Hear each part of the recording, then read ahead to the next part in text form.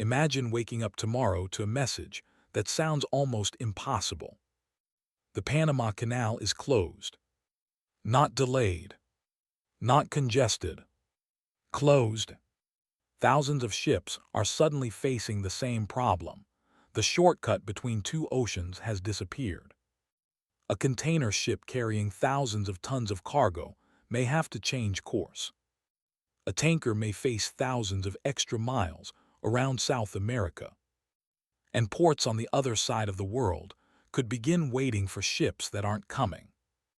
Because the Panama Canal isn't just a canal. It's a shortcut the global economy quietly depends on. And when that shortcut disappears, the problem doesn't disappear with it. It moves. Within hours, ships begin making different decisions. Within days, pressure can begin appearing somewhere else. And if the closure lasts long enough, businesses may have to change the way they operate. So if that shortcut suddenly vanished, how long would it take before the world started feeling it? Long before a ship ever reaches Panama, its journey may already depend on one narrow decision. Which ocean will it enter? The Panama Canal connects the Atlantic and Pacific through a waterway only about 50 miles long. But that tiny stretch of water can erase thousands of miles from an ocean voyage. Without the canal, ships traveling between the two oceans may have to make a massive detour around the southern tip of South America. For a container ship carrying thousands of tons of cargo, that isn't just extra distance.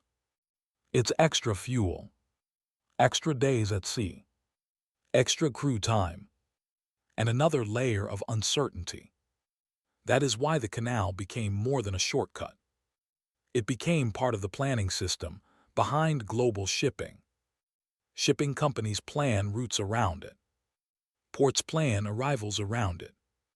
Businesses plan deliveries around those arrivals. And every day, vessels approach Panama expecting the same basic things. Locks, schedules, pilots, and water deep enough to move through. Now imagine one morning. None of it is available. The oceans are still there. The cargo is still there. The destinations are still there. Only the shortcut is gone. And the problem is no longer simply how far a ship has to travel. It's where all those ships will go instead.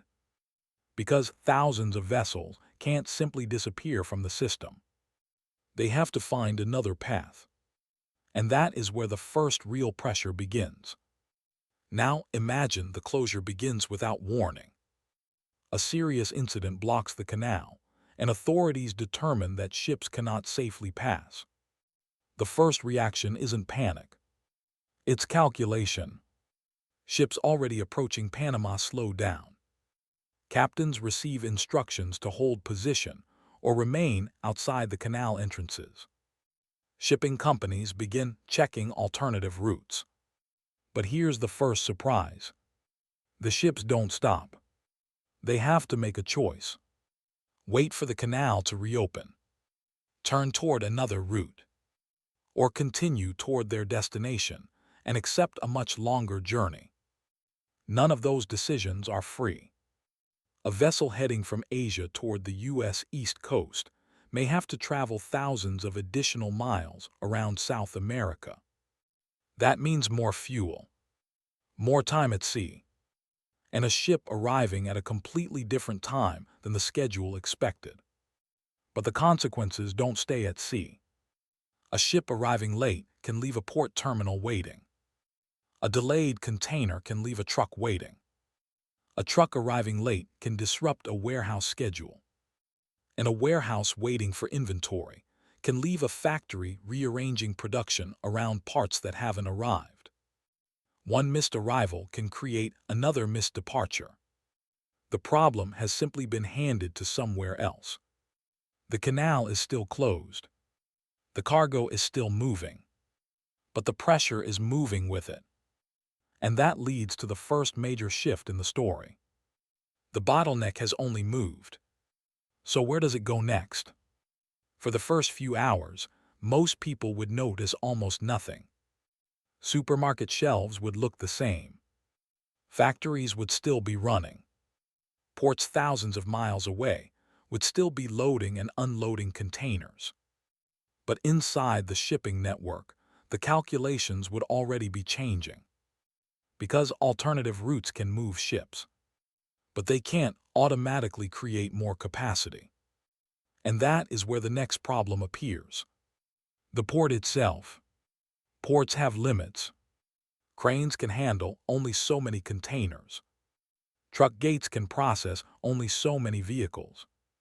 Rail connections can move only so much cargo. Storage yards can hold only so many containers before space becomes a problem. If ships that normally use Panama begin arriving through different ports, those ports suddenly have to absorb traffic they were never expecting. Containers can sit longer. Trucks can wait longer. Rail schedules can become harder to coordinate. And a ship that reaches the right destination at the wrong time can still create a problem. Nothing has vanished. The cargo is still somewhere in the system. But the timing is wrong. And in a supply chain built around timing, that can be enough to create another delay. A container doesn't have to disappear for a factory to feel its absence. It only has to arrive late. A manufacturer waiting for a component may have to rearrange production. A retailer may have to wait longer for an order. A warehouse may have to change how it manages inventory. And suddenly, something that began as a problem on the water has reached the infrastructure that turns ships into products on shelves. This is where the question changes.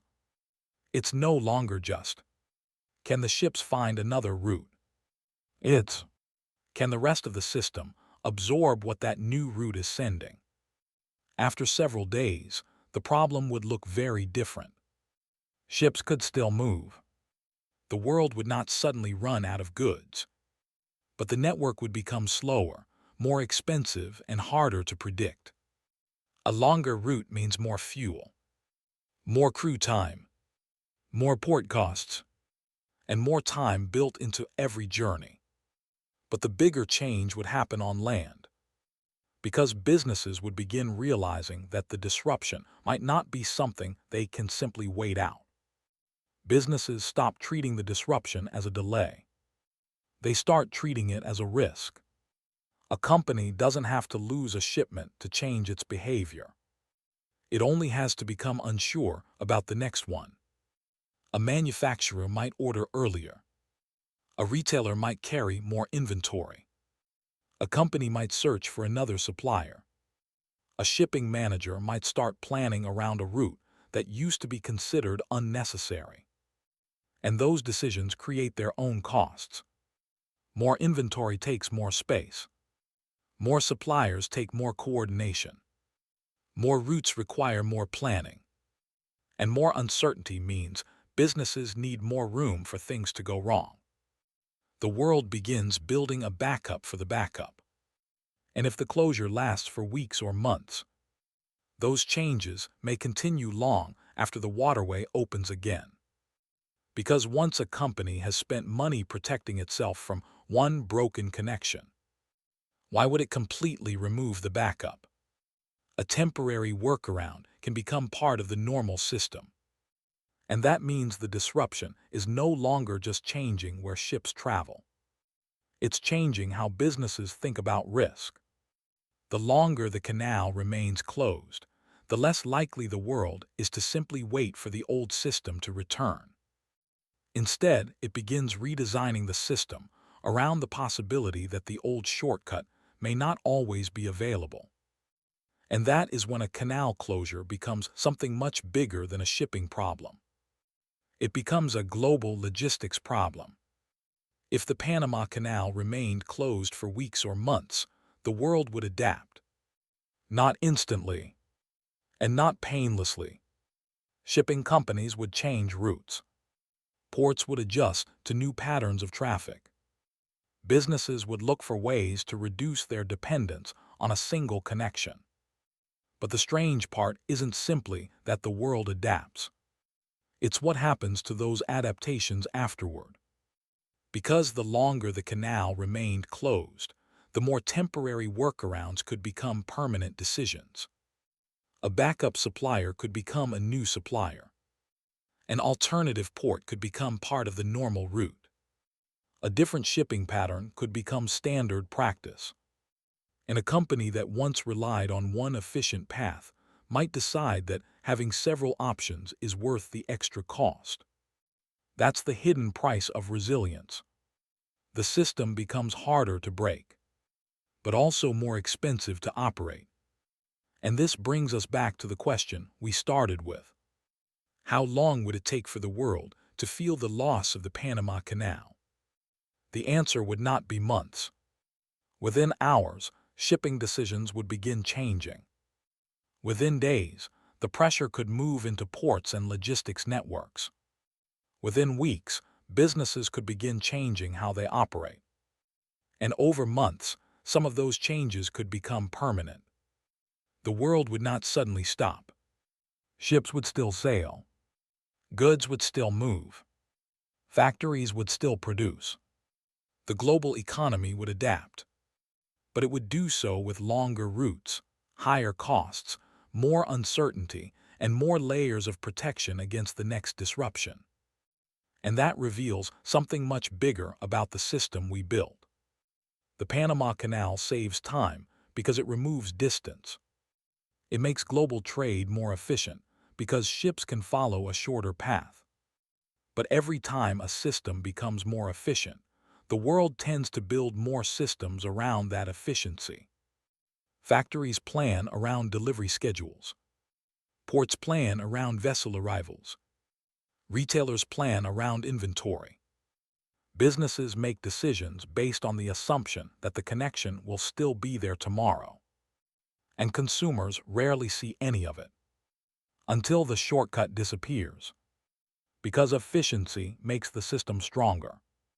But it can also make the system more dependent. A closure would not stop global trade forever. The world would find another way. But finding another way is not the same as returning to the old one. The routes would change. The costs would change. The decisions would change. And some of those changes could remain long after the canal reopened. Because the real lesson of a Panama Canal closure isn't that one waterway can stop the world. It's that modern trade depends on thousands of connections working together. And sometimes, one narrow connection is carrying far more of the system than anyone realizes. It only has to disappear long enough for the world to discover just how much it had quietly built around it.